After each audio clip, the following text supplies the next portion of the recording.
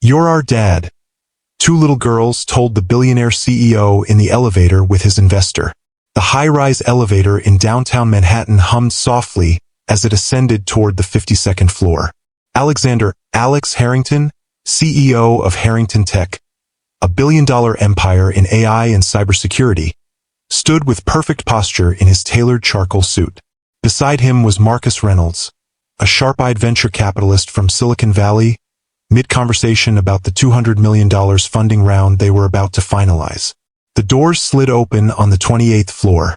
Two little girls stepped in, identical twins, about 7 years old, with matching Navy school uniforms and neat braids tied with bright red ribbons. They didn't press any buttons. They just stared up at Alex, hopeful and a little nervous.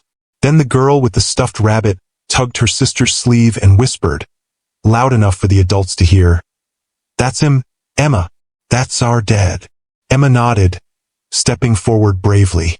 "You're our dad," she said clearly, as if it were the most obvious thing in the world.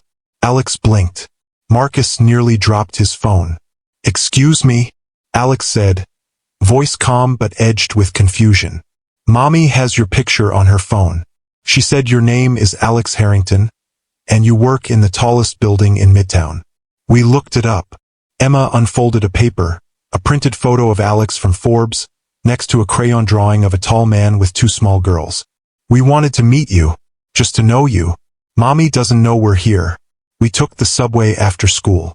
Have you ever had a moment when your entire life changed in an instant? When everything you thought mattered suddenly seemed insignificant compared to what stood before you? You have kids." Marcus stared at Alex, the $200 million deal momentarily forgotten. The elevator continued its climb, but time seemed to stand still. Alex's mind reeled. He had no children, never married. His life was calculated risks, 80-hour weeks, and the occasional high-profile date that never went beyond a few months. But the girls' faces, the determined set of their jaws, the exact way their eyebrows arched, stirred something buried deep. And the timeline, 8 years ago. 8 years ago, Claire Thompson had been the bright, quick-witted barista at the corner cafe near his old startup office. Late nights, shared coffees, long conversations that felt like the only real thing in his high-pressure world. Then she stopped showing up. No explanation. He'd looked for her once or twice, but life moved fast. He'd assumed she'd wanted space.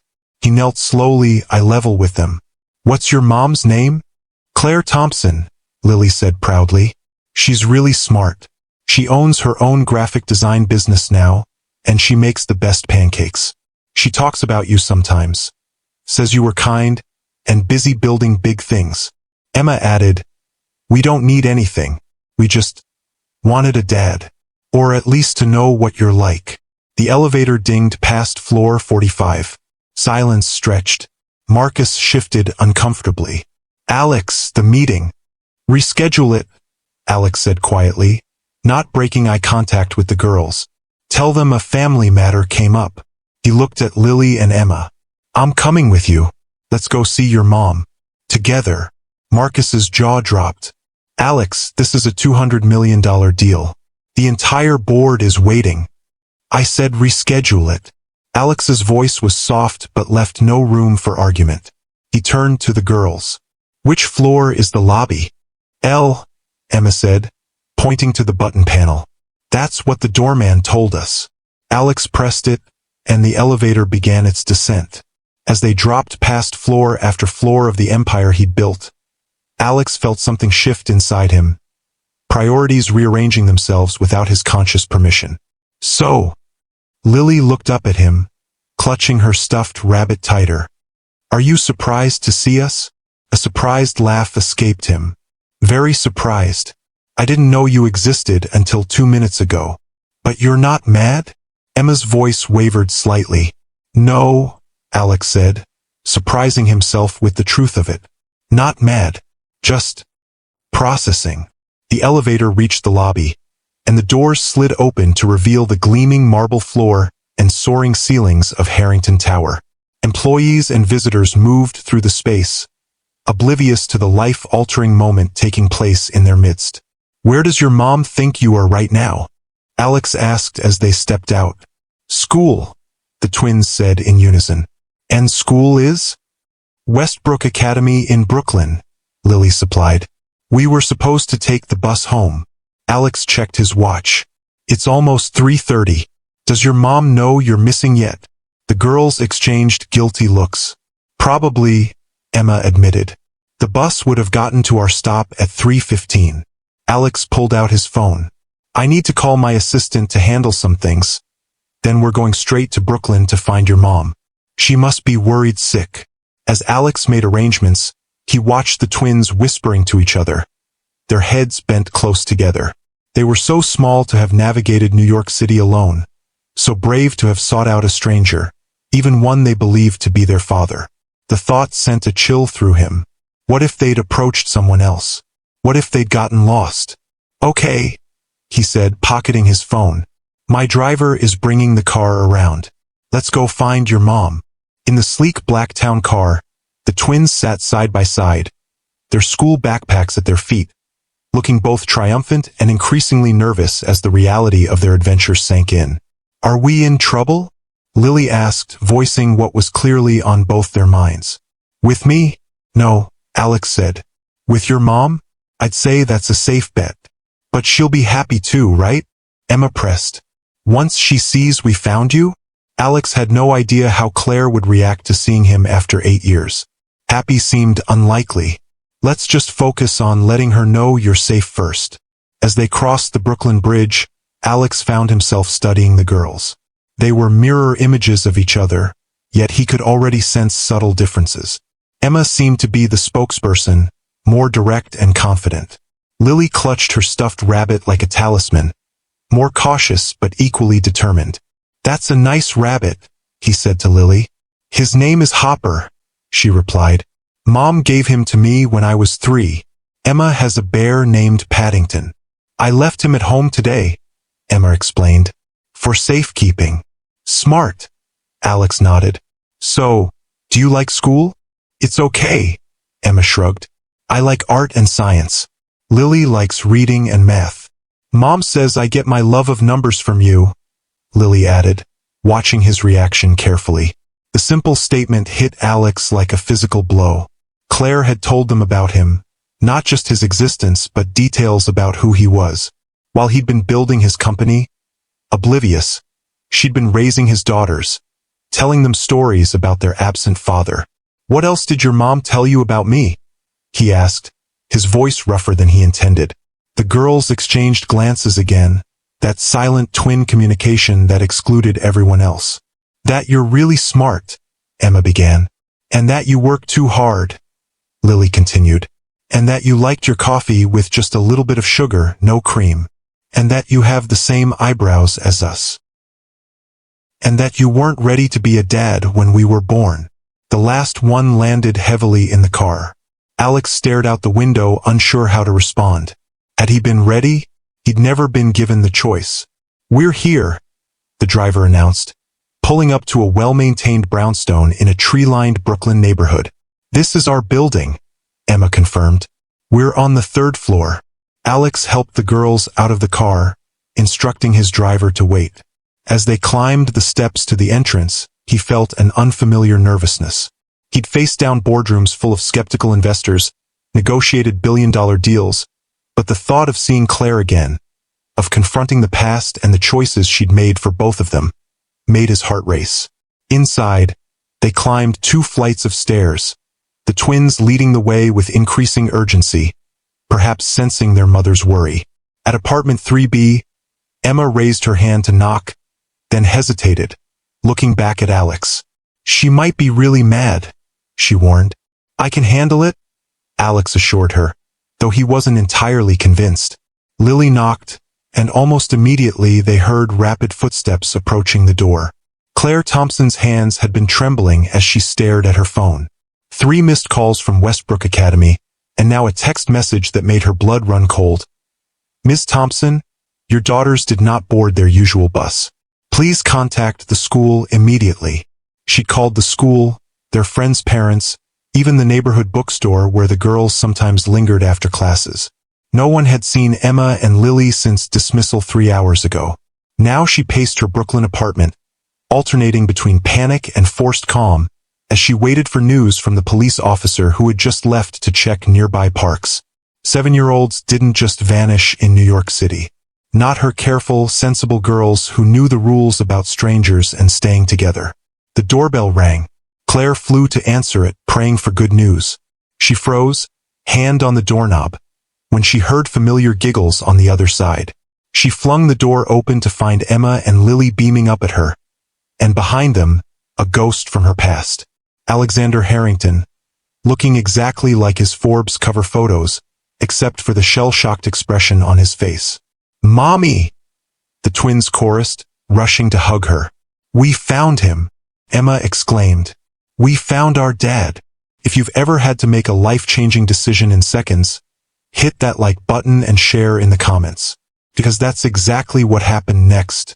Claire's knees nearly buckled. She knelt, gathering her daughters close, relief and shock warring for dominance. "You too. Do you have any idea how worried I've been? The police are out looking for you." "We're sorry," Lily said, suddenly contrite. "But we had a plan. We practiced on Google Maps and everything." "You took the subway by yourselves?" Claire's voice rose with renewed panic. "We were very careful," Emma assured her. "We stayed together the whole time."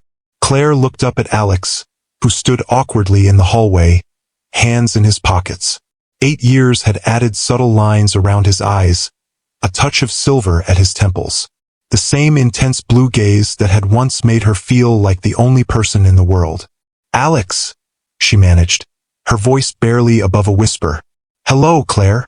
His voice was deeper than she remembered. "May I come in? I think we have some things to discuss." She nodded, stepping back to let him enter the apartment she'd worked so hard to make a home for her daughters. The space suddenly felt smaller, less polished compared to what he must be accustomed to now. "Girls," she said, finding her voice, "go wash up and change out of your uniforms. I need to talk to Mr. Harrington alone." "But Mom," Lily began. "Now, please." Claire's tone left no room for argument. "And I'll be calling the police to let them know you're safe." Once the twins reluctantly disappeared down the hallway, Claire turned to face Alex. The silence between them felt weighted with 8 years of unspoken words. "I didn't put them up to this," she said finally. "I would never." "I know," Alex interrupted gently. "They told me they planned it themselves. Quite the little strategists." A hint of pride colored his voice. Claire sank onto the sofa, suddenly exhausted. "I can't believe they did this. They could have been—" She couldn't finish the sentence, the possibilities too terrifying. Alex remained standing, taking in the apartment with its colorful throw pillows, framed children's artwork, and overflowing bookshelves. So different from the sterile luxury of his penthouse. "They're mine, aren't they?" he asked quietly. Claire met his eyes directly. "Yes. Why didn't you tell me?" The question hung between them, simple yet impossibly complex. Claire took a deep breath. "You were just starting to get serious traction with your first company. 16-hour days, investor meetings, coding through the night. You talked about changing the world, about responsibilities to your team, about the sacrifices necessary for success." She shook her head. "I was the girl who made your coffee and listened to your dreams. When I found out I was pregnant with twins, I knew what choice you'd make." "You didn't give me the chance to make any choice," Alex said, an edge creeping into his voice. "No," Claire acknowledged. "I made it for both of us. Maybe that was wrong. But I watched my own mother put her life on hold for a man who resented her for it. I couldn't bear the thought of you looking at me, at them, as the reason your dreams got derailed." Alex ran a hand through his hair, a gesture so familiar it made Claire's chest ache. "So you just disappeared." "I moved back to my hometown in Connecticut, had the girls, finished my degree online while my mother helped with childcare. We moved to Brooklyn 3 years ago when I started my business." She gestured around the apartment. "We've done well. The girls are happy, healthy, thriving at school. I never planned to keep them from you forever, but I wanted to wait until they were old enough to understand. and until I was established enough that you wouldn't think I was after your money. Alex finally sat down, perching on the edge of the armchair across from her. They have my mother's eyes, he said softly. Claire nodded. And your stubborn determination, apparently. I've been showing them pictures, telling them stories about you. I wanted them to know where they came from, even if they never met you. I never imagined they'd take matters into their own hands like this. They said you told them I was kind, Alex said, something vulnerable flickering across his face. After I let you disappear without finding you. You were kind, Alex. Intense, driven, sometimes oblivious to the world outside your vision, but kind. Claire smiled faintly. And you didn't let me disappear. I made sure you couldn't find me. The sound of small feet padding down the hallway interrupted them. Emma and Lily appeared in matching pajamas, faces freshly scrubbed, eyes wide with anticipation. Are you mad at us? Lily asked, her lower lip trembling slightly. Claire opened her arms, and both girls rushed to her side. I'm not mad, but I am very disappointed in your decision to go off alone in the city. You know better than that. But we found him, Emma pointed out, glancing at Alex. And he came back with us. That means he wants to know us, right? All eyes turned to Alex. Claire held her breath, suddenly terrified of what he might say. These little girls with their hopeful faces had no idea how their world might shatter with a few careless words. Alex leaned forward, his expression serious. What you did today was dangerous, and you scared your mom very much. You should never do anything like that again. He paused, his voice softening. But yes, I do want to know you. Very much. The twins' faces lit up with identical smiles. However, Alex continued, this is complicated. Your mom and I have a lot to talk about. Adult things that will take time to figure out. Like how you're going to be our dad now? Lily asked innocently. Claire winced. Girls, Mr. Harrington has his own life, his own work. He can't just... Actually, Alex interrupted. That's exactly what we need to discuss. How I can be part of your lives, if that's what everyone wants. He looked at Claire. If you'll allow it.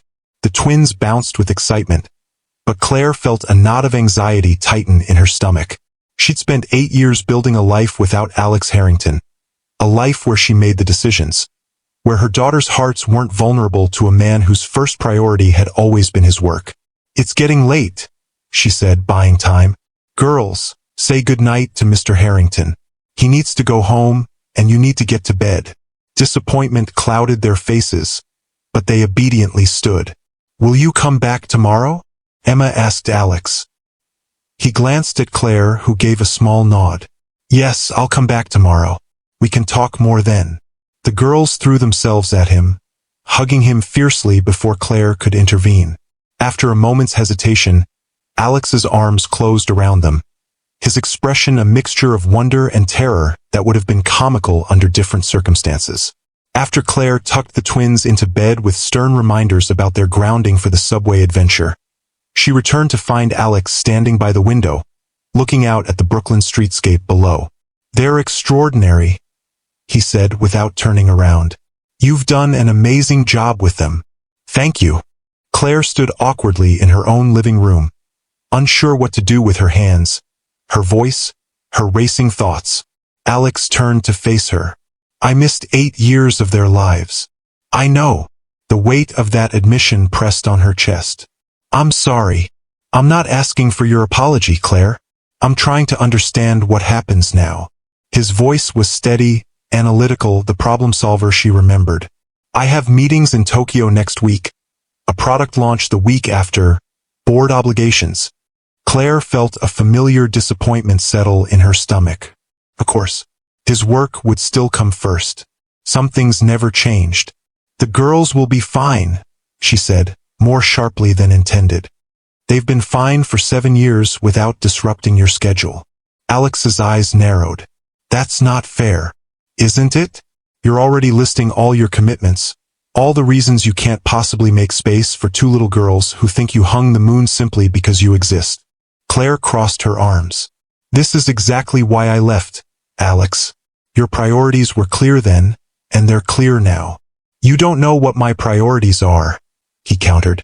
You never gave me the chance to figure them out where you and the girls were concerned.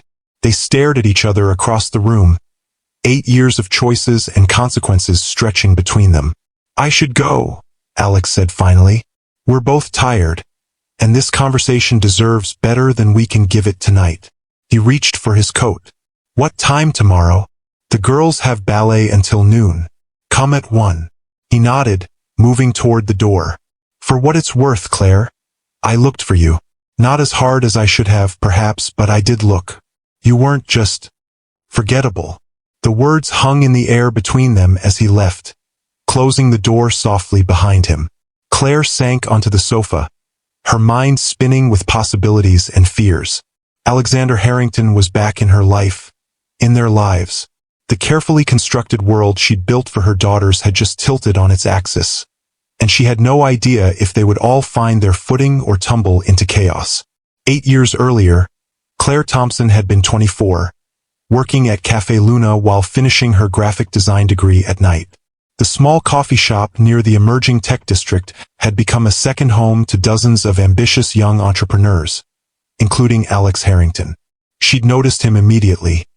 Not just because he was handsome, though he certainly was, with those intense blue eyes and the way he ran his hand through his dark hair when he was thinking. No, what had drawn her to Alex was his focus. While other startup founders came in to network and be seen, Alex came to work. He'd claim the corner table by the window, order a simple coffee with just a touch of sugar, and disappear into his laptop for hours. You know, we do have a 2-hour table limit during rush, she'd finally said one rainy Tuesday afternoon, when he'd been there since opening. He'd looked up, blinking as if emerging from another dimension. I'm sorry. It's been 6 hours, Claire had pointed to the clock. You've had 3 refills and half a muffin. Instead of being annoyed, he'd laughed. A warm, genuine sound that transformed his serious face. I'm developing an algorithm that could revolutionize cybersecurity. Time gets away from me. Does it work? Your algorithm? He'd looked surprised by her interest. It's getting there. The neural network needs more training data, but the preliminary results are promising. I have no idea what that means, Claire had admitted, but it sounds impressive. It's not impressive yet, he'd said with unexpected humility. But it will be. That had been the beginning. Coffee refills became conversations. Conversations became closing time walks to the subway. Walks became dinners at the all-night diner where they'd talk until dawn. He about his vision for technology that could protect people's digital lives. She about her dreams of building a design business that would let her create on her own terms. They weren't dating, not exactly. There was no time in Alex's life for dating. But there was something between them, a connection and understanding. Claire saw the man beneath the ambition, and Alex found in her a rare person who didn't want anything from him except his company. Until the night of his first major investment round. He'd burst into the cafe just before closing, eyes bright with triumph. We got the funding, he'd announced, pulling her into an impulsive hug over the counter. $3 million. We can scale the team, upgrade the servers, accelerate development. They'd celebrated with champagne on the roof of his apartment building. The city lights spread before them like a carpet of stars. Under that vast sky, with possibility humming between them, one kiss had led to another, and the line they'd carefully maintained had blurred into nothing. In the morning, Alex had been on his phone before dawn, already scheduling meetings, making plans. Claire had watched him, a strange sadness settling over her despite the night's joy.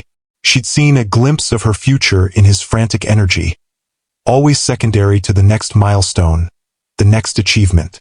2 weeks later, she'd stared at the pregnancy test in her tiny bathroom, 2 pink lines changing everything. She never told him, never gave him the chance to choose them over his dreams. Perhaps that had been selfish. Perhaps it had been merciful. Either way, she'd packed her things, left her apartment key with her roommate, and disappeared from New York and Alex Harrington's life. Until today, when 2 determined little girls had undone 8 years of careful separation in the space of an elevator ride. Sisters, Tag someone who showed incredible courage when facing their past. And if you're enjoying this journey, subscribe to join our storytelling family. Alex sat in the back of his town car, staring unseeing at the Manhattan skyline as they crossed the Brooklyn Bridge.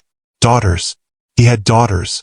Twin daughters with curious minds and brave hearts who had crossed New York City alone just to find him. His phone buzzed incessantly. Marcus, his executive team, the investors he'd left waiting in the boardroom. The $200 million funding round that had seemed so crucial this morning now felt distant and unimportant compared to the revelation of two small lives connected to his. He picked up when his COO, Vanessa, called for the third time. Alex, what the hell happened? Marcus said something about kids? The Westlake team is rescheduled for tomorrow, but they're not happy. I have daughters, he said, the words strange on his tongue. 7-year-old twin daughters I knew nothing about until they walked into my elevator an hour ago. Silence on the line. Then, Jesus, Alex, are you sure they're yours? Yes, he had no doubt. Beyond the striking physical resemblance, something deeper had recognized them instantly. Some primal part of him that had awakened the moment Emma had said, "You're our dad. What do you need?" Vanessa asked, shifting immediately into problem-solving mode. Time. Space to figure this out. Alex rubbed his temples. Clear my schedule for tomorrow. Move the Tokyo trip to video conference if possible. And find me the best family lawyer in the city. Not to fight for custody, he added quickly. Just to understand my rights and responsibilities. Consider it done. And Alex, congratulations, I think. After hanging up, Alex leaned his head back against the leather seat. His carefully ordered life had just been upended by two small girls with red ribbons in their hair. The strange thing was, beneath the shock and confusion, he felt something unexpected stirring. A fierce, protective instinct he'd never experienced before. They were his daughters. The thought terrified and exhilarated him in equal measure. His driver glanced in the rearview mirror. Home, sir? Alex hesitated. His penthouse suddenly seemed cold and empty, a place for the man he had been this morning, not the father he had become in the space of an hour. Yes, he said finally. Home, but make a stop first. I need to pick up some things. The next morning, Alex arrived at Claire's apartment precisely at 1 o'clock, carrying 2 identical gift bags and a portfolio tucked under his arm. He'd barely slept, spending most of the night researching child development, twins, and father-daughter relationships. By dawn, he drafted 3 different approaches to integrating himself into the girls' lives, complete with timelines and contingency plans. It was how he approached every challenge, with preparation, strategy, and backup options. But as Claire opened the door, her expression guarded, he realized this wasn't a business problem to solve. This was about people, his daughters, their mother, and the complicated emotions between them all. You came, Claire said, sounding slightly surprised despite their agreement. I said I would. Alex held up the gift bags. Is it okay if I brought them something? Claire hesitated, then nodded, stepping aside to let him in. They've been talking about you nonstop since they woke up. I've never seen them so excited about anything. The apartment looked different in daylight, warmer, more lived in, with morning sunlight streaming through the windows. A half-finished puzzle dominated the coffee table, and children's books were stacked neatly on a shelf beside classic novels and design references. The girls are in their room, Claire said. I'll get them. She paused. What did you bring? Books, Alex said. I remembered you said Lily likes reading and math, and Emma enjoys art and science. I thought it might be a good starting point.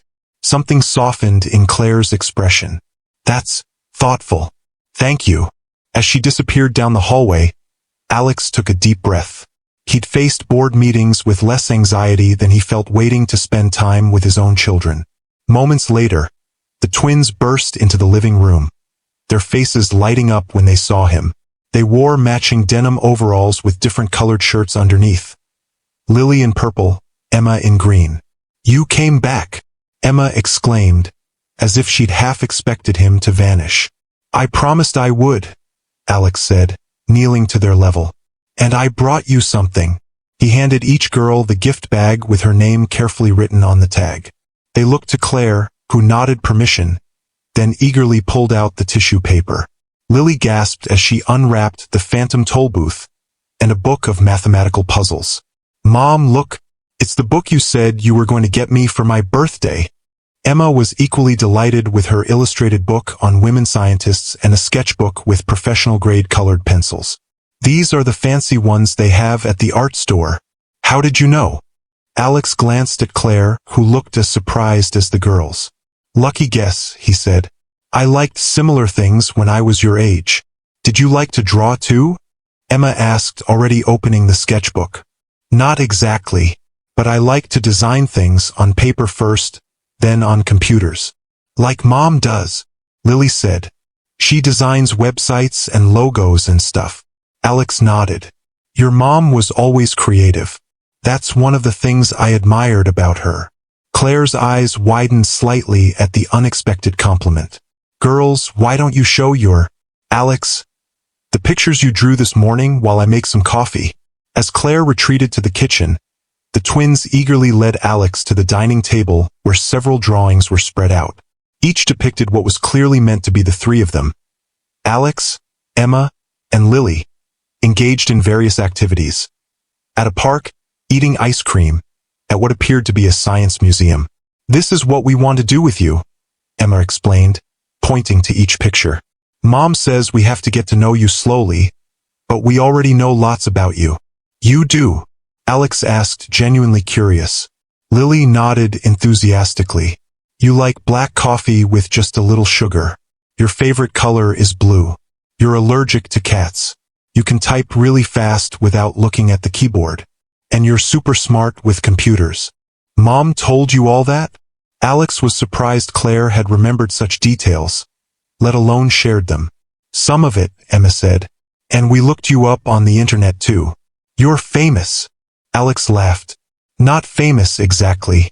Just in the news sometimes because of my company." "What's it like being a billionaire?" Lily asked bluntly. Before Alex could answer, Claire returned with a tray holding coffee for the adults and juice for the girls. "Lily, that's not a polite question." "It's okay," Alex said. "It's a fair question." He considered how to explain wealth to 7-year-olds. "Having money means I can build the things I imagine and help solve big problems. But it doesn't make me any happier than having people I care about." "Do you care about us?"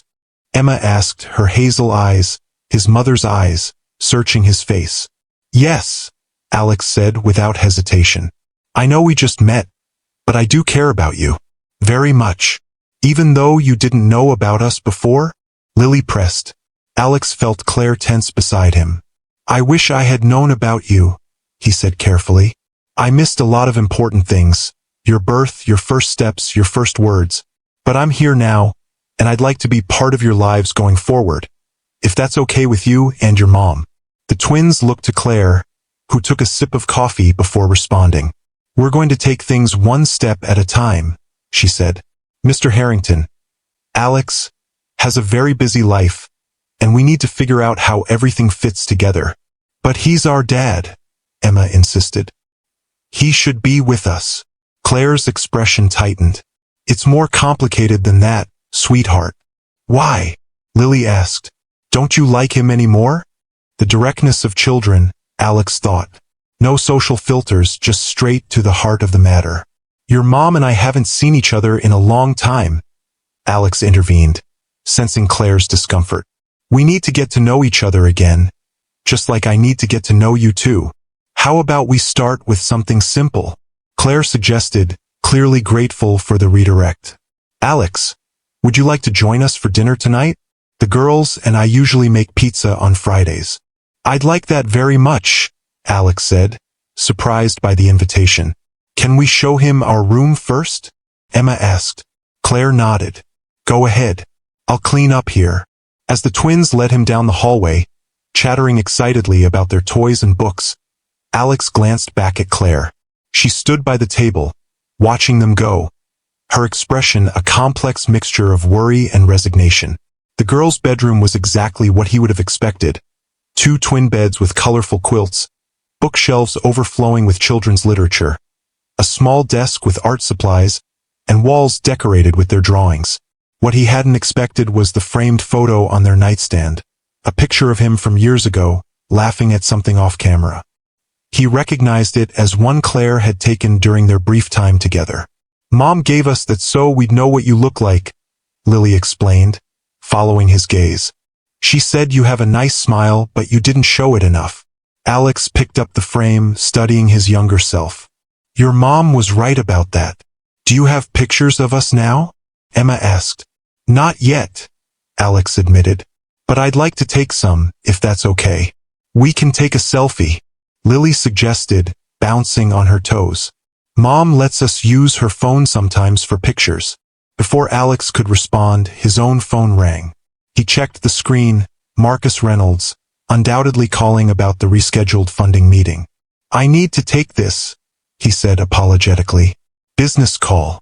The twins' faces fell in perfect synchronization, a sight that twisted something in Alex's chest. "It'll just take a minute," he promised, stepping into the hallway. "I'll be right back." He answered the call, keeping his voice low. "Marcus, I can't talk long. Alex, the Westlake team is getting antsy. They're talking about taking the deal to Meridian Tech instead. We need to lock this down today." Alex closed his eyes. $200 million. Market expansion. Competitive advantage. All the things that had defined his existence for years. "I can't do it today," he said firmly. "I'm with my daughters." "Look, I get that this is a shock, but you have responsibilities."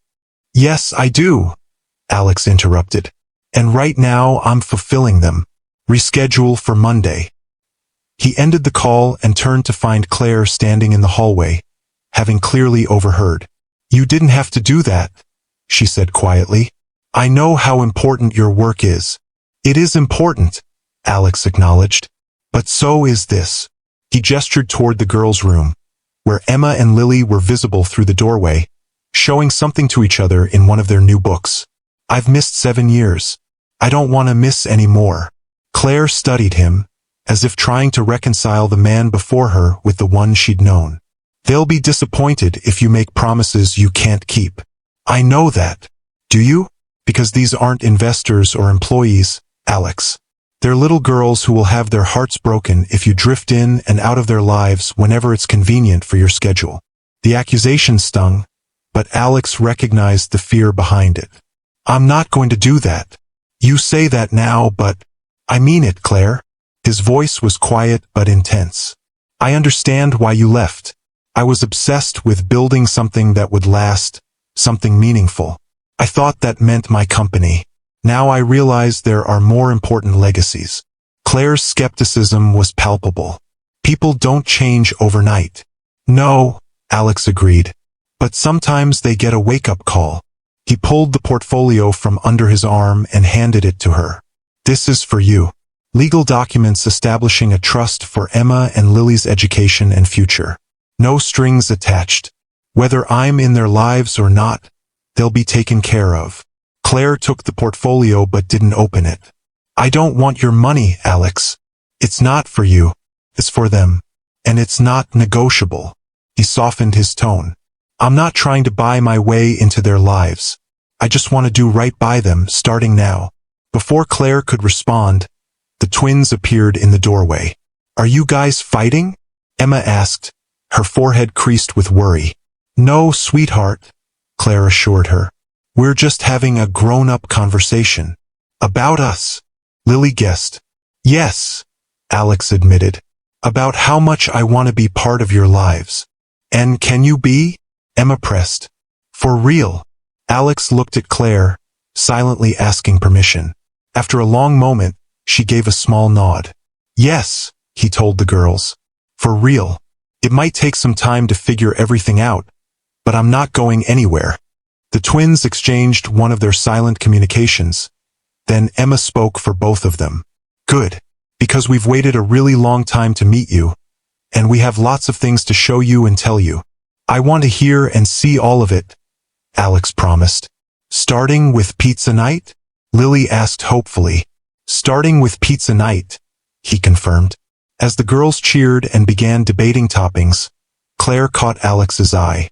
"One step at a time," she reminded him quietly. "One step at a time," he agreed. But as he watched his daughters, racing back to their room to prepare for the evening ahead, Alex knew with absolute certainty that his life had changed forever. The path forward wouldn't be simple or straightforward, but for the first time in years, he felt like he was moving in the right direction. My queens, have you ever had to choose between your heart and your head? Share your wisdom below. 3 months later, Alex stood in the same elevator where he'd first met his daughters, but this time Emma and Lily were beside him by design, not by surprise. They wore matching blue dresses for the occasion, their hair styled in elaborate braids that Claire had spent an hour perfecting that morning. "Are you nervous, Dad?" Emma asked, using the title that still sent a thrill through him every time he heard it. "A little," Alex admitted. "This is a big day." "But you talk to your board all the time," Lily pointed out, practical as always. "Yes, but I've never introduced them to my daughters before." The past 3 months had been a careful dance of integration, weekend visits, dinner twice a week, school events when his schedule allowed. Alex had rearranged meetings, delegated responsibilities, and even turned down a speaking engagement in Singapore to attend the twins' school play. Claire had watched his efforts with cautious optimism, gradually allowing him more time with the girls as she saw his commitment wasn't wavering. They'd established a rhythm, the 4 of them, not quite a traditional family but something uniquely their own. Today marked a new step. Alex was officially introducing Emma and Lily to his professional world, bringing them to Harrington Tower not as unexpected visitors, but as his acknowledged daughters. "Remember what we practiced?" he reminded them as the elevator climbed. "This is a short visit. We'll meet some of the people I work with, see my office, and then head to the museum as planned. And we have to be on our best behavior because it's a place of business," Lily recited. "Exactly. Will Ms. Vanessa be there?" Emma asked. "I liked her when she came to dinner." "Yes, she'll be there." Alex smiled, remembering how his no-nonsense CEO had been completely charmed by the twins when he'd finally introduced them. "She's looking forward to seeing you again." The elevator doors opened on the 52nd floor, executive territory. Alex led the girls past the reception desk, where the assistant did a double-take at the sight of the CEO with 2 small children in tow. "Mr. Harrington, your 11:30 is waiting in the conference room," she said, recovering quickly. "Thank you, Jennifer. These are my daughters, Emma and Lily. Girls, say hello to Ms. Jennifer." "Hello," they chorused politely. Jennifer smiled. "It's very nice to meet you both." As they continued down the hallway, Alex felt a strange sense of worlds colliding.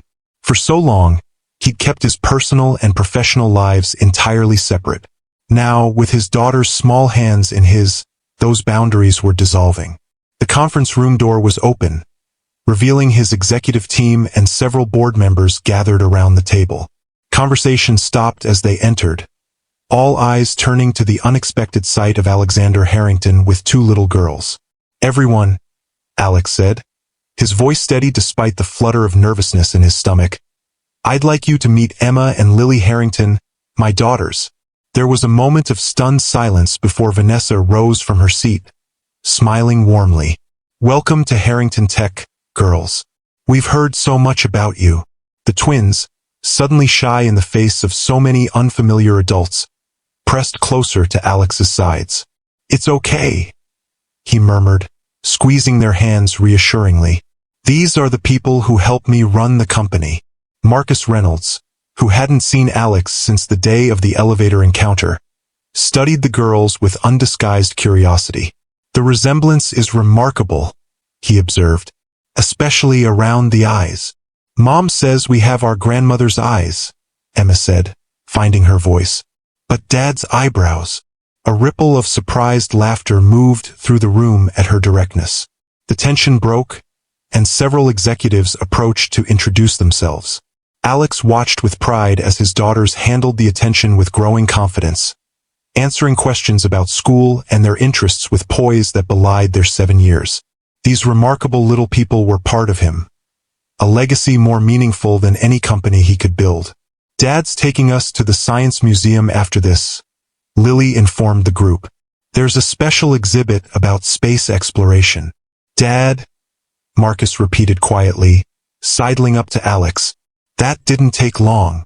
Some things just fit, Alex replied, his eyes never leaving the twins as they charmed his board of directors. The $200 million deal went through, by the way. I know. I was there when you closed it. Marcus shook his head. You're different, you know. More. I don't know. Grounded.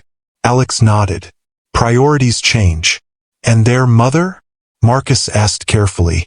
Claire, right? How's that situation? Alex gave him a measured look. Not a situation. She's the mother of my children and one of the most capable people I've ever known. We're figuring things out. The truth was more complicated. He and Claire had developed a cautious co-parenting relationship, navigating the complexities of their past while focusing on what was best for Emma and Lily. There were moments when they all had dinner together, or when they sat side by side at school events, that Alex could almost imagine them as a family. But Claire kept careful boundaries in place. She was warm, cooperative, even friendly, but maintained an emotional distance that Alex hadn't yet found a way to bridge. All right, everyone, Alex announced, checking his watch. We have a museum to get to. Thank you for welcoming Emma and Lily. As they said their goodbyes and headed toward his office to collect his things, Lily tugged on his hand. Dad, can we see where you work? Your actual desk. Of course. He led them into his corner office with its floor-to-ceiling windows overlooking Manhattan. The space was minimalist and functional. A large desk, ergonomic chair, conference table, and not much else. It's kind of empty, Emma observed, looking around with slight disappointment. Alex laughed. What were you expecting? I don't know. Cool computers? Robot assistants? Mom's office has all her designs on the walls and plants everywhere. Your mom has always been better at making spaces feel like home, Alex admitted. He opened a drawer and pulled out a small frame. But I do have this. It was a photograph of Emma and Lily from their first weekend together, both laughing as they fed ducks in Central Park. Claire had taken it and sent it to him afterward, the first of many such gestures that had gradually thawed the ice between them. You keep our picture in your desk? Lily asked, clearly pleased. Every day. Alex set the frame on his desk, where it looked strangely out of place among the sleek technology and minimalist design. Maybe you're right. This office could use some personality. We could draw you some pictures for the walls, Emma suggested eagerly. I'd like that very much. As they left the building and headed toward the museum, Alex felt his phone vibrate. A text from Claire. How did it go? He smiled, typing back, Great. They charmed everyone. Heading to museum now. 3 dots appeared as she typed her response. Not surprised. They get that from you. It was a small thing, that acknowledgement of a shared trait, but it warmed him nonetheless. Progress, slow but steady. At the museum, the twins raced ahead to the space exhibit, their excitement contagious. Alex followed, watching as they pressed their faces against the glass of a lunar module display. Dad, come see this, Emma called, waving him over to an interactive station about gravity. Dad, the word still amazed him every time. 3 months ago, he'd been Alexander Harrington, tech CEO, focused solely on building his empire. Now he was simply Dad to 2 extraordinary little girls who had turned his world upside down in the best possible way. As he joined them at the exhibit, helping Lily understand the concept of gravitational pull, his phone rang. Claire again. Everything okay? He answered, stepping slightly aside while keeping the girls in view. Yes, just checking in. Her voice sounded different, hesitant. Listen, I was thinking, my mother's coming to visit next weekend. She's been asking to meet you. Alex raised his eyebrows in surprise. Claire's mother, the girls' grandmother, was an important figure in their lives. But Claire had kept her family separate from their developing co-parenting arrangement until now.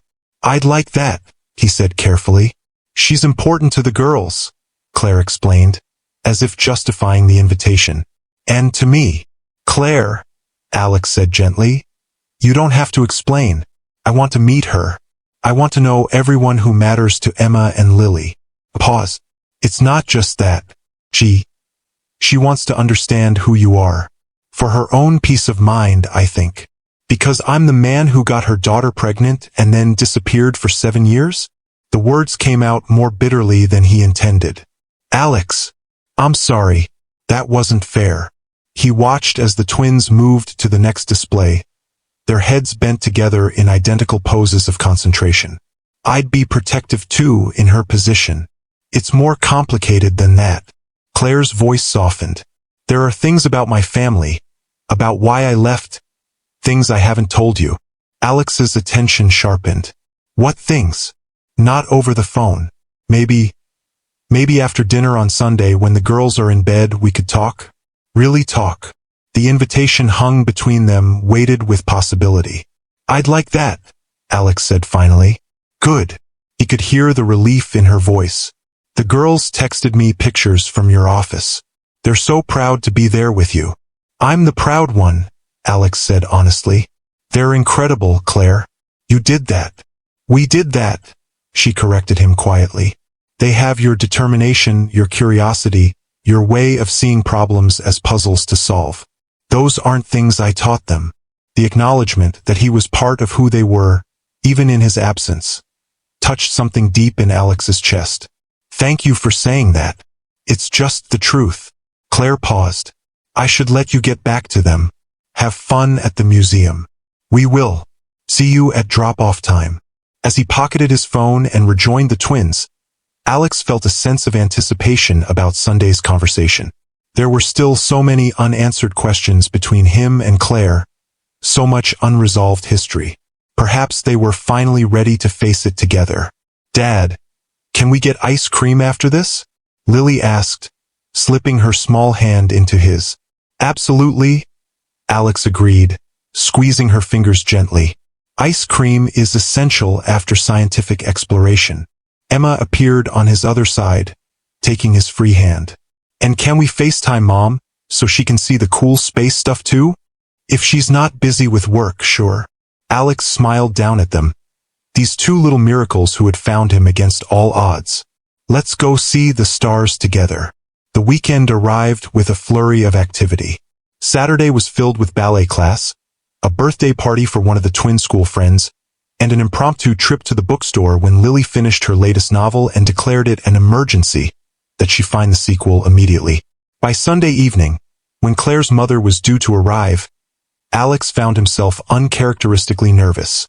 He'd faced down tech giants and venture capitalists without breaking a sweat, but the thought of meeting the woman who had helped raise his daughters, who had supported Claire through pregnancy and early motherhood when he should have been there, left him feeling oddly vulnerable. He arrived at Claire's apartment with flowers, roses for her mother, daisies for Claire, and small bouquets of colorful gerberas for each of the twins. Flowers for everyone? Claire asked when she opened the door, her eyebrows raised but a smile playing at her lips. Special occasions call for special gestures, Alex replied, handing her the daisies. You remembered, she said softly, taking the yellow blooms, that these are my favorite. I remember a lot of things, Alex said, their eyes meeting briefly before the moment was broken by the twins racing to greet him. Dad, Grandma's here, Emma announced, pulling him toward the living room. She brought us presents from Connecticut. Claire's mother, Patricia Thompson, stood as he entered. She was a handsome woman in her early 60s, with Claire's warm brown eyes and an air of quiet dignity. She studied Alex carefully, taking his measure in a way that reminded him powerfully of her daughter. Mr. Harrington, she said, extending her hand. I've heard quite a lot about you over the years. Alex, please, he replied, shaking her hand firmly. It's a pleasure to meet you, Mrs. Thompson. Thank you for everything you've done for Emma and Lily, and for Claire. Something in his sincere acknowledgement seemed to soften her slightly. Patricia, she offered, and they're my family. It's what we do for family. The emphasis on the word wasn't lost on Alex. The message was clear. These three had been a family long before he entered the picture. Grandma, Look what Dad brought us, Lily exclaimed, showing off her flowers. Very thoughtful, Patricia commented, watching Alex interact with the twins. The girls tell me you've been spending quite a bit of time with them. As much as possible, Alex confirmed. They're the most important people in my life now. Patricia's expression remained neutral, but her eyes were sharp. That's quite a change from what Claire described of your priorities before. Mom, Claire interjected from the doorway. Dinner's almost ready. Girls, come help me set the table. As the twins followed their mother to the kitchen, Patricia turned back to Alex. I'm not one to mince words, Mr. Harrington. Alex, he reminded her gently. Alex, she conceded. Those girls are my heart. For 7 years I've watched them grow, helped Claire raise them, listened to them ask questions about their father. Now you're here, and they're absolutely besotted with you. I love them, Alex said simply. More than I thought possible. I believe you do, Patricia surprised him by saying. I can see it in how you look at them. But love isn't always enough. Children need consistency, reliability, presence. I know that. I'm committed to being all those things. Patricia studied him. Claire was 24 when she came home, pregnant and heartbroken. She believed you would resent her, and the babies, for derailing your ambitions. Was she wrong? The directness of the question caught Alex off guard. I don't know, he admitted after a moment. I can't say what I would have done then. I was obsessed with building my company, with proving myself. But I know who I am now, and I would do anything for Emma and Lily. And for Claire, Patricia asked quietly. Before Alex could respond, Claire called them to dinner. The conversation shifted to lighter topics as they ate. The twin school projects, Patricia's garden in Connecticut, a client Claire was particularly excited to be working with. Alex watched the easy interaction between Claire, her mother, and the girls, the shorthand of inside jokes, the gentle teasing, the unconscious physical affection. This was what family looked like. This was what he had missed, what he wanted to be part of. After dinner, when the twins had been tucked into bed with stories and kisses, the three adults settled in the living room with coffee. The atmosphere had shifted, grown more serious. Claire tells me you two have some things to discuss, Patricia said, setting down her cup. I think I'll turn in early. It's been a long day. She rose, squeezing her daughter's shoulder as she passed. Good night, dear. Alex.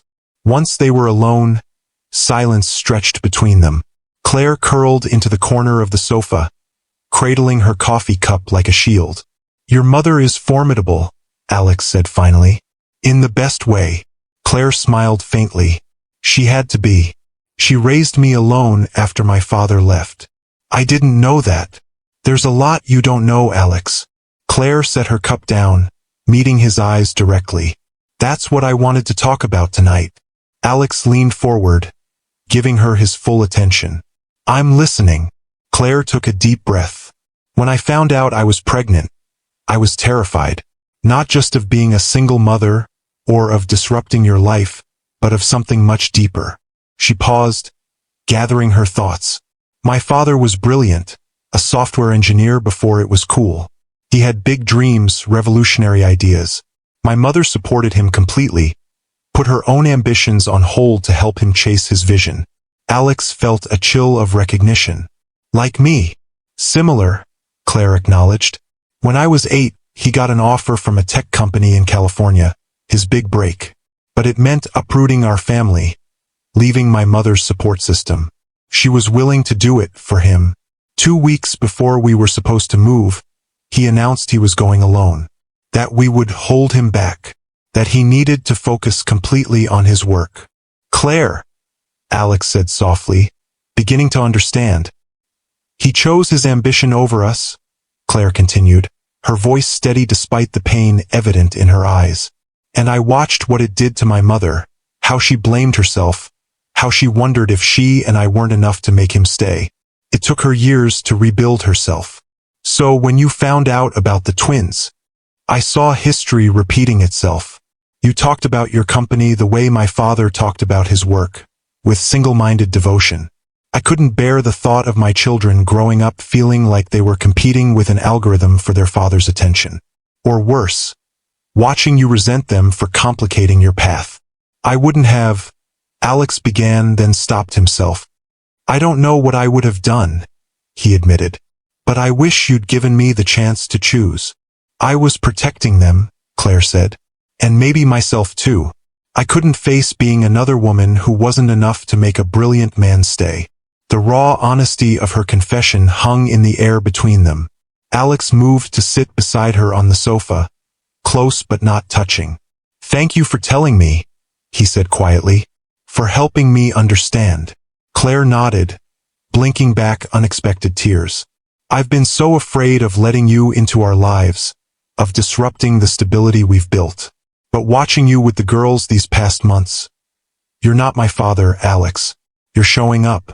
You're putting them first. They make it easy, Alex said. They're extraordinary. Yes, they are. Claire smiled through her tears. And they adore you. What about you? Alex asked, the question he'd been holding back for months finally finding voice. Where do you fit in all this, Claire? We talk about co-parenting, about arrangements for the girls, but never about us. Claire looked away. There is no us, Alex. There never really was. We had a connection, yes, but we could have been something, Alex interrupted gently. If you'd stayed. If I'd found you. Maybe, Claire conceded. Or maybe we would have crashed and burned, leaving 2 little girls in the wreckage. And now, Alex reached out, tentatively covering her hand with his. We're different people than we were 8 years ago. I'm not that obsessed startup founder anymore. You're not that barista with dreams of your own business. No, Claire agreed, looking down at their hands. Now I'm a mother first. Everything else comes second. As it should be, Alex said. The girls will always come first, for both of us. But that doesn't mean there can't be something else too. Something just for us. Claire finally met his eyes. Are you saying what I think you're saying? I'm saying I'd like a chance, Claire. Not to pick up where we left off, we're way past that. But to start something new, something better. To see if there's still that connection between us, outside of being Emma and Lily's parents. And if there isn't, Claire asked softly, then we'll be the best co-parents those girls could ask for, Alex promised. Claire was quiet for a long moment, her eyes searching his. I've spent 7 years building walls to protect myself and the girls, she finally said. It's not easy to let them down. I'm not asking you to tear them all down at once, Alex said. Just, maybe a small door? We could start with dinner. Just the 2 of us. A smile tugged at the corner of her mouth. Are you asking me on a date, Alexander Harrington?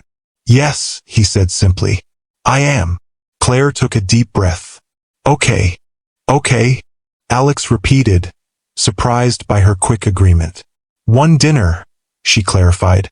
No promises beyond that. I'll take it. Alex smiled, feeling lighter than he had in years. Friday night. Claire nodded, then gently withdrew her hand from his. It's getting late. You should probably go.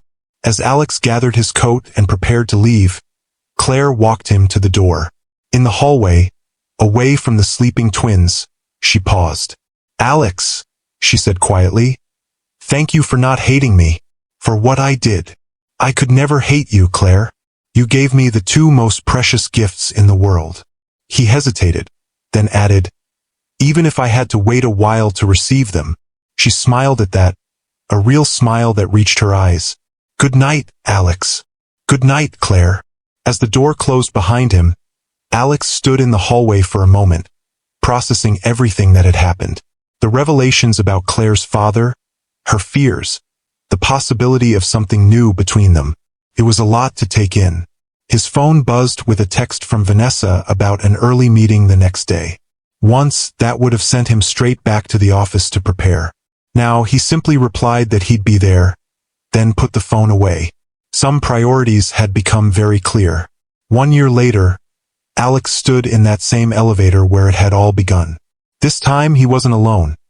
Emma and Lily flanked him, dressed in matching blue dresses for the special occasion, and Claire stood beside him, her hand lightly touching his. "Nervous?" she asked quietly. "A little," he admitted. "It's a big day." "The biggest," Emma agreed solemnly. "But a good one," Lily added, practical as always. The elevator climbed past the 28th floor, where two determined little girls had once stepped in and changed his life forever, continuing upward to the rooftop garden where guests were already gathering. "I still can't believe we're doing this," Claire murmured, adjusting the simple white dress she wore. "Having second thoughts?"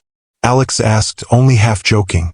She smiled up at him, the same smile that had first caught his attention across a coffee counter years ago. "Not a single one." The past year had been a journey of rediscovery and new beginnings. That first dinner date had led to another and another. Slowly, carefully, they had built something new between them, not recapturing what they'd briefly had before, but creating something stronger, more honest, more equal. 6 months ago, on a family trip to Connecticut to visit Patricia, Alex had proposed, not with grand gestures or public displays, but quietly, privately, with the twins as willing conspirators who had helped him pick the ring.